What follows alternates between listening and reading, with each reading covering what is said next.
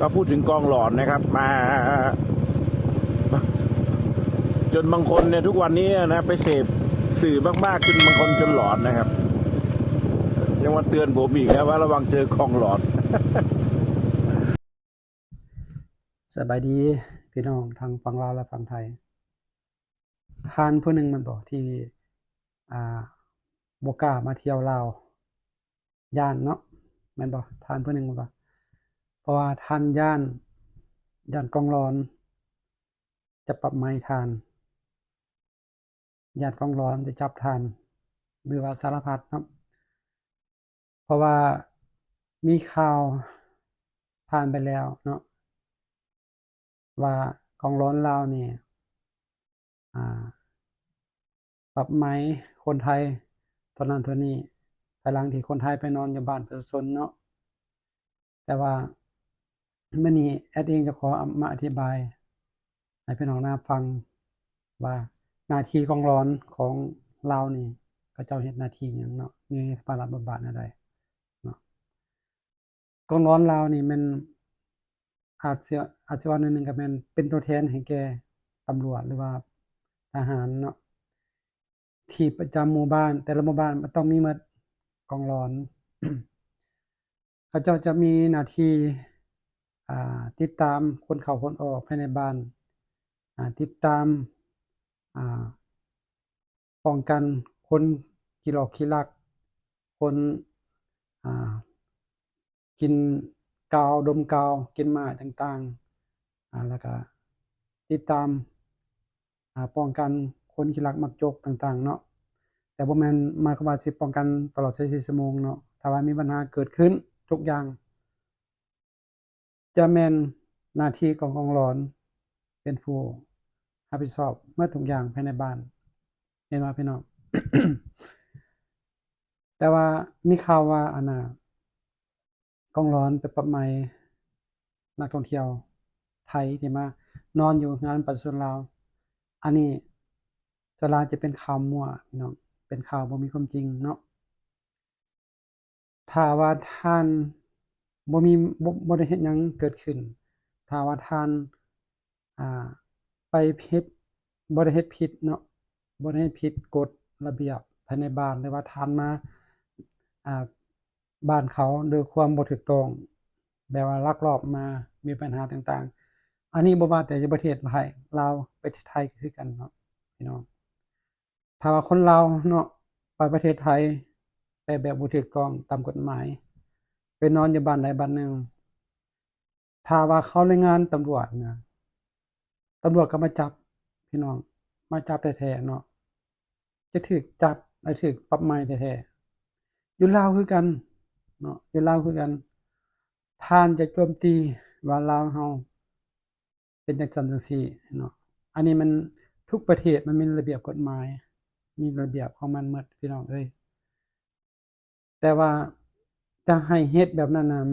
มันเป็นไปบ่ได้นอกจากเจ้าเฮ็ดผิดเนาะอันนี้จะขออยากอธิบายให้พี่น้องนะครับฟังว่าทุกๆประเทศเขาเจ้าก็มีกฎหมายบ้านเมืองหมดเนาะบ่ว่าประเทศลาวบ่ว่าประเทศไทยถ้าว่าท่านไปถูกต้องเนาะไปถูกต้องเฮ็ดใดเขาจึงจะปรับใหม่ท่านนะอันนี้เป็นไปบ่ได้อันที่สองท่านไปนอนมั่วสุมต่างๆไปถูกต้องอยู่แต่ว่าไปนอนมั่วสุมต่างๆอยู่ตามหมู่บ้านที่มันบ่มีความปลอดภัยเนาะพี่น้องเนาะถ้าว่ามีปัญหาเกิดขึ้นนะมีปัญหาเกิดขึ้นกับเจ้าเองนะเขาจะโยนความผิดมาใส่กองร้อนว่าเป็นหยังเจ้าจังบ่ป้องกันหมู่บ้านเป็นหยังเจ้าจังบ่ติดตามอ่าระงับเหตุต่างๆที่เกิดขึ้นนั่นแหละพี่น้องเขาเจ้าจึงบ่อยากให้ท่านไปนอนสุ่ม4สุ่ม5โลโลเลอยากให้ท่านไปนอนอยู่เรือนพักที่มีความปลอดภัยเนาะเพราะว่าเรือนพักโรงแรมต่างๆมันจะมีความปลอดภัยหลายกว่าที่ท่านไปนอนหมู่บ้านต่างๆเพราะว่าซุมื้อนี้น่ะมันบ่แน่นอนพี่น้องบ่คือแต่ก่อนเนาะมันจะมีพวกขี้ลักมักจกพวกดมกาวพวกอาละวาดต่างๆมันบ่คือเก่าแล้วพี่น้องเนาะ ฉะนั้นท่านต้องสิว่าจั่งใดใช้ในการรับชมเสพข่าวให้มันถูกเนาะบางข่าวมันเป็นข่าวมั่วบางข่าวเป็นข่าวที่บิดเบือนบางข่าวเป็นข่าวที่เสียหายภาษีประเทศลาวเพราะว่าปัจจุบันนี้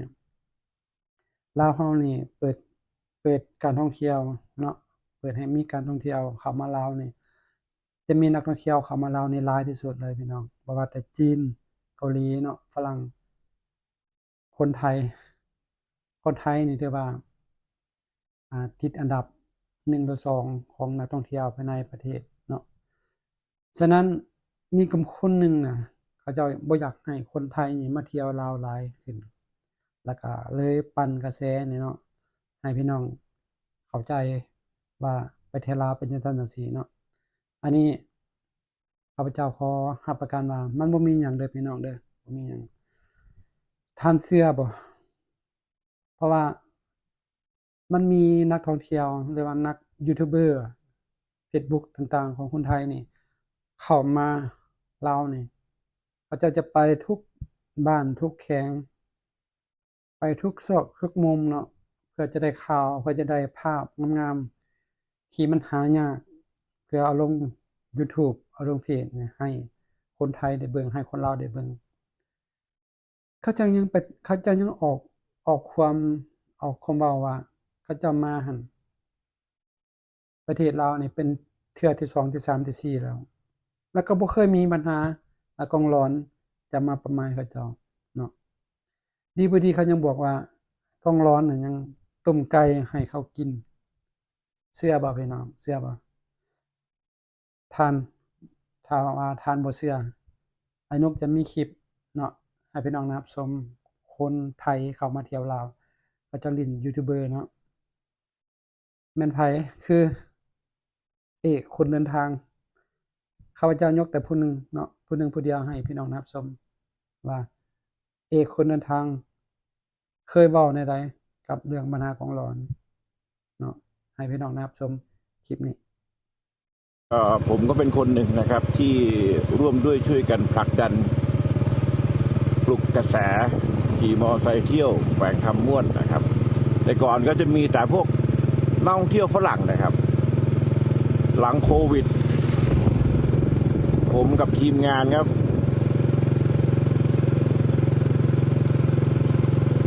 พากันขี่รถมอไซค์ทั่วแขวงคำม่วนเลยนะครับ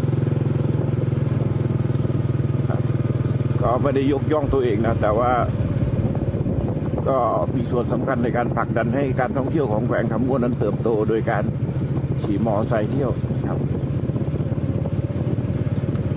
ก็ลองคิดดูดิเจ้าของรถจักรให้เช่านะครับที่ท่าแขกมีไซค์ที่ผมเช่ามาเลยนะจากมีรถไม่กี่คันตอนนี้มีเป็น200 คันนะครับใหญ่สุดในแขวงคำม่วนใหญ่สุดในประเทศลาวแล้วครับร้านมีไซค์เช่ารถจักรใช้คำนี้นะครับ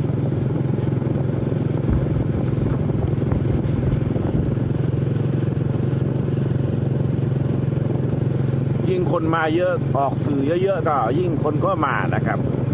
แต่ก่อนคนไทยกลัวนะครับกลัวกองหลอนจะเล่นงานกลัวนั่นโน่นตำรวจจะรีดไถจังซี่จังสั้นนะครับแต่ผมก็พาตลอดเที่ยวมุดบ้านนี้ออกบ้านนั้นออกบ้านโน้นนะครับผมก็ไปของผมคนเดียวนะครับโดยหลักๆนะคนที่ดูคลิปผมก็คนที่เขาคิดได้นะมันก็ไม่มีอะไรน่ากลัวนี่หว่าอะไรเงี้ย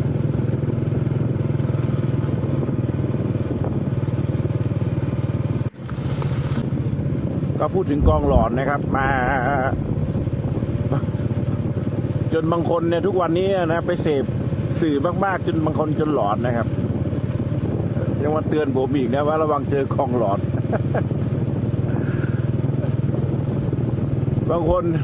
ไปเสพสื่อบอกว่าอะไรนะเขามาลาวทุกครั้งเจอกองหลอนเล่นงานทุกครั้งอะไรอย่างเงี้ยนะ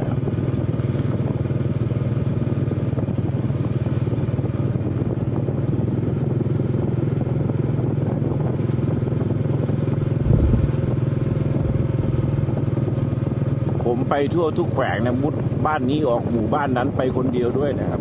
ก็เจอนะเจอแต่กองหลอนต้มไก่ให้กินนะครับ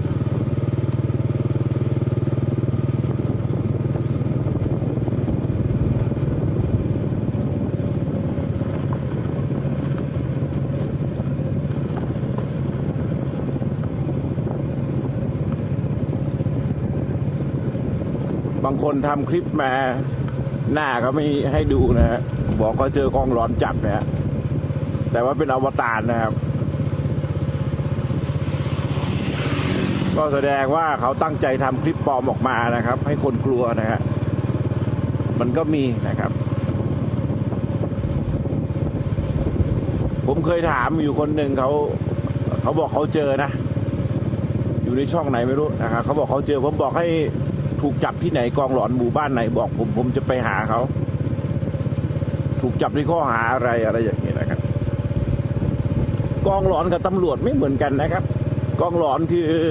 คนดูแลความสงบในหมู่บ้านนะครับเขาไม่ได้มีอำนาจจับคนซีซัวนะครับ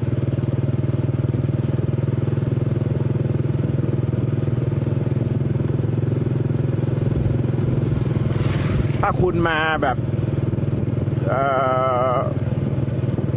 มาดีไม่ต้องกลัวหรอกครับ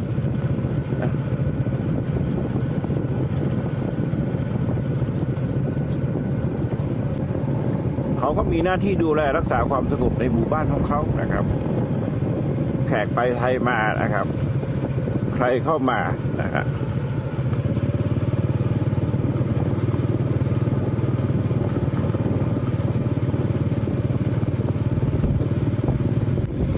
ก็ที่ลาวนะครับเขาไม่ได้ให้คนต่างชาตินอนบ้านคนลาวนะครับโอ้ญี่ปุ่นไก่งอง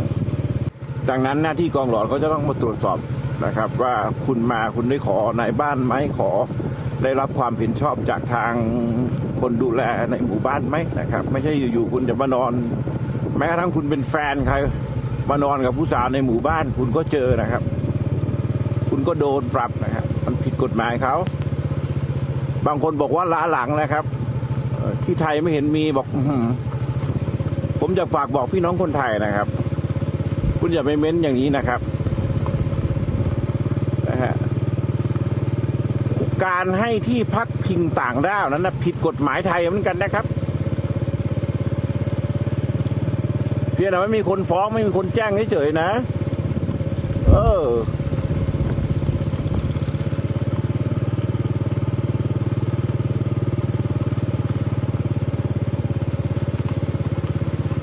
คนหลบหนีเข้าเมืองบางทีเป็นอาชญากรเป็นคนฆ่าคนตายอย่างนี้นะครับค้ายาอย่างนี้นะฮะมันมีหมดสารพัดนะครับดังนั้นในการให้ที่พักพิงคนต่างด้าวเนี่ยก็ผิดกฎหมายไทยนะครับจะบอกว่าไม่มีนะครับสามารถที่ใครจะไปนอนบ้านคุณได้นะครับไม่ใช่นะครับ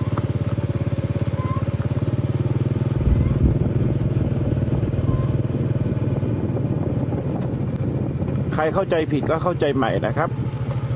ใส่ด้วยเด้ไหลออกมาจากภูเนี่ยนะ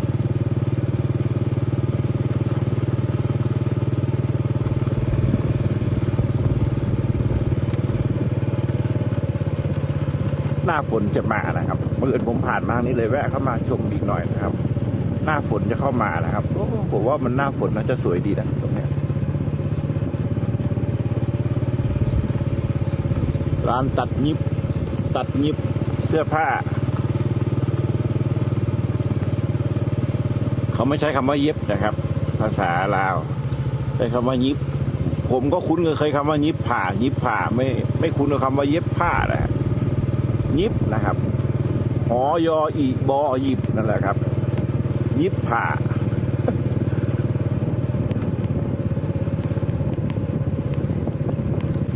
ก็พูดถึงเรื่องกองหลอนไปแล้วนะครับก็พูดให้ฟังนะครับว่ามาเที่ยวก็ไปนอนเฮือนพักนะครับจะไปนอนทำไมเฮือนชาวบ้าน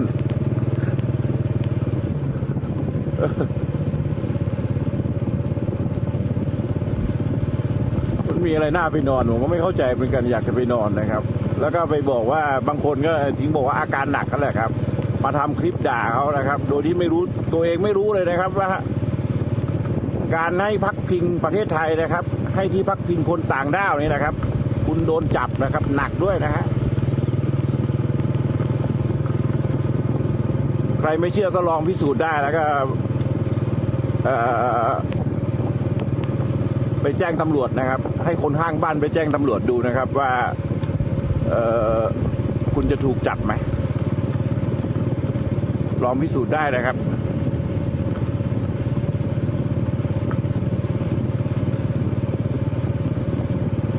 อันนี้ฮะก็ขี่รถชมวิวไปเรื่อยๆนะครับทางขวานี่เป็นป่าไผ่แล้วก็ภูเขาหินปูนผมว่าเขาน่าจะทำลาดยางเลยนะโอกาสน่าจะมีครับ จริงๆมันไปหุบเขาข้างในนั้นมีหลายหมู่บ้านนะโอ้เป็นหุบเขาสวยเด่นนะจะใช้คำไหนดีผมขี่มอเตอร์ไซค์ผมยังมีความสุขในการขี่เลยด้วยนะเพราะมันเป็นขุมนะครับมันเข้าไปลำบากหน่อยนั่นเองนะครับ ถ้าเขาทำทางแบบนี้ได้นะโอ้สวรรค์เลยครับระยะทางเข้าไปเป็น30-40หลักเลยนะแต่ตอนกลางคืนนี่ก็เสียววาบนะครับไม่แนะนำนะหวาดเสียวขนาดขี่ไปตอนกลางวันยังเสียวเลยเข้าไปในป่าครับพูดถึงเรื่องการขี่มอเตอร์ไซค์เที่ยวในแขวงคำม่วนเนี่ยเมื่อวานหรือ2 วันก่อนครับผมไปนอนที่นาไก่นอนกันพักหนึ่งเดินออกมาเอ้าเจอคนทักยกมือไหว้อ้าวให้เราก็ตกใจอยู่เลยปรากฏว่าเป็น FC จากเชียงใหม่นะครับเขาก็มาตามรอยผมนี่แหละครับนั่งรถมาจากเชียงใหม่ครับมาเช่ามอไซค์ที่ท่าแขกเนี่ยนะครับห้าคันขี่รถเที่ยวนะครับบางคนมาจากภาคใต้นะครับก็มาจอดรถไว้ที่นครพนมข้ามมานี่ก็ขี่มอไซค์เที่ยวนะครับตามรอยนะครับไปกองรอไปนาฮีไปบริธรรมไซนะครับวังน้ำเย็นดังนั้นเรื่องกองหลอดเรื่องตำรวจจะรีดไถเนี่ยไม่ต้องกลัวครับไม่กลัวถนนนะฮะถนนหนทางไม่ค่อยดีอันนี้ไม่ได้พูดตลกนะฮะนี่พูดจริงๆนะให้ระวังถนนนะครับให้ขับช้าๆนะครับถนนมันเพพังรถบรรทุกไงผมจะชอบพูดบ่อยๆนะครับเตือน FC ว่ามาเนี่ยต้องระวังรถบรรทุกนะครับขี่ช้าๆอย่าขี่ไวอะไรอย่างนี้นะ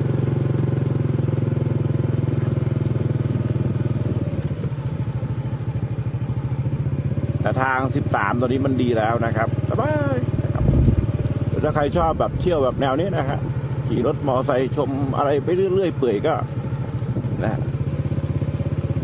ขี่ไปแล้วขี่กลับก็ไม่มีอะไรนะครับไม่มีใครมากวนคุณหรอกครับกองหลอนหรือนายบ้านไม่ใช่ไปจะจับคนในซีซัวนะครับ ถ้าคุณไม่ต้องสงสัยไม่น่าสงสัยนะครับพี่น้องคนไทยได้เบิ่งคลิปนี้แล้วก็คงจะเข้าใจเนาะบ่เป็นหยังเด้อพี่น้องเด้อเข้ามาเที่ยวลาวได้มีปัญหาเนาะของร้อนจะบ่จับทานจะบ่หมายทานถ้าทานเข้ามาด้วยความถูกต้องเนาะคนลาวคือกันไปฝั่งไทยก็ไปได้ถ้าว่าไปด้วยความถูกต้องนะพี่น้องเนาะเอาผู้ใดเข้ามารับชมก็อย่าลืมกดไลค์กดแชร์กดติดตามให้ช่องไอ้นกเด้อเนาะขอบใจที่ท่านเข้ามารับชมเนาะขอบใจ